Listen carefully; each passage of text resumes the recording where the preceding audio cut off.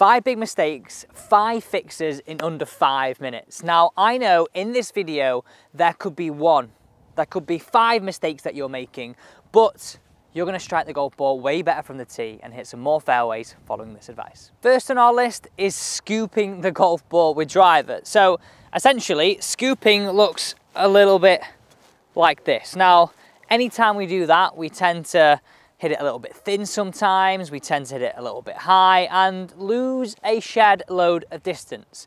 So nice and simple, my fix for this big mistake is, can I feel that I make this move? So look at me here, this move, as opposed to this move, okay? So nice and simple, that's our first fix, that's our first massive mistake. And that could be the difference, just in that one right there. Okay, feel a bit of that. Oh, I've not hit a draw like that in a very long time. Okay, next on our list, loft on our driver. Now, how I want you to think about this is, what I see is most golfers go out on the course with not enough loft. We think that flat flight is gonna run for miles. Now, yeah, sometimes it might, especially if it's baked out, but as an overall driver, what I want you to think about this is, go to the driving range, try one shot lofting it up to the max, one shot taking all the loft off as little as you can on your adjustable driver, then one in that middle ground.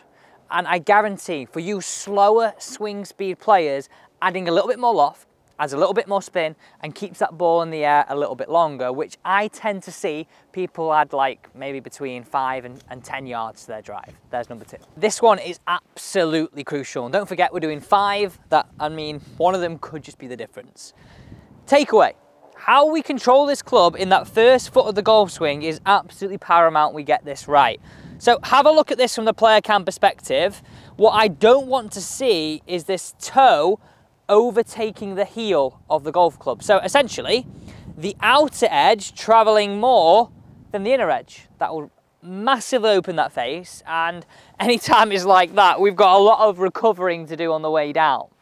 So how I like you to think about this is, as we're taking this club away, can we feel as though the line top edge on your golf club up to hip height stays in line with your buttons and your zip?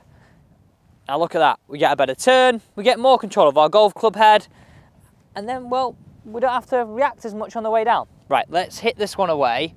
Again, hopefully we can hit a baby draw down this fairway. 17, Mottram Hall.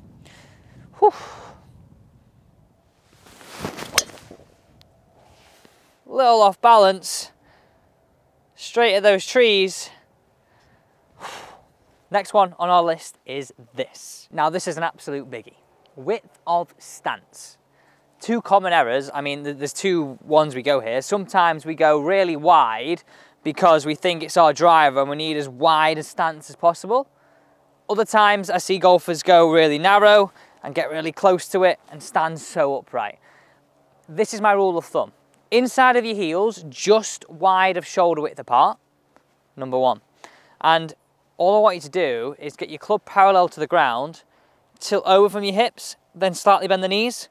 You've got your width of stance, you've got your posture, you've got your setup, and this is going to give you the best chance of delivering your speed at whatever that is, but also giving you maximum control. Let's get on to the final one, and you're going to wish, well, you're going to be happy you stuck around for this one. I told you this one was a biggie, is not getting through the golf ball, but equally, getting through the golf ball and then hitting down on it. So, this is great, it's so simple. You can do this at the range, or you know what, if it's a bit quiet on the golf course, bang 2 balls down, hit one away with this here. We're going to go 1, 2 shoes in front, and whatever the size feet you've got, place your head cover down. Now what I want you to focus is, on here, is getting through the golf ball, not hanging back, but getting through, avoiding the head cover so we're still hitting up, and getting our right shoulder all the way through. So if we get our right shoulder all the way through, we know we've got that transfer. And I know for some of us, that might be a big ask because it might not allow us to, our back might not allow us to, but go into the shot with the idea of I'm trying to do that. And it'll be maybe 1, 2, maybe 10% better than normal, which is massive, which is absolutely massive. So here we go, final ball, tip number 5. This was an absolute biggie. I like this one.